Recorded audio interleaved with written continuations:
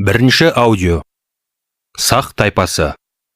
Біздің заманымыздан бұрынғы бірінші мыңжылдықтың бас кезінде-ақ қазіргі Қазақстан жерінің оңтүстік және шығыс аймақтарын мекендеген. Тарихта сақтар деген атпен белгілі тайпалар өздерінің қоғамдық даму дәрежесі жағынан мемлекеттік құрылыс сатысына таяп қалған еді. Оларда мал өсіру және егіншілікпен қатар темір қорыту біршама дамыған болатын. Сол кезде қызыл, қоңыр және магнитті темір кенін кеңінен пайдаланған сақтар қола мен темірден түрлі қару-жарақ, найза, семсер, айбалта, садақ жебелері, дулға, тағы басқа үй шаруашылығына қажетті және зергерлік бұйымдар жасаған.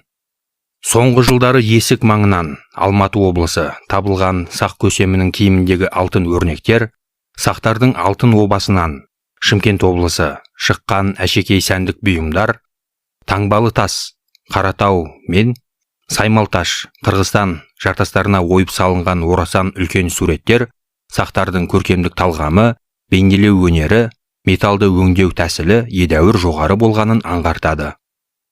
Сақтарда бұғы, арқар, арыстан, самұрық құс суретін салу мен олардың бейнесін алтыннан құйып жасау стилінің өзіндік ерекшеліктері бар.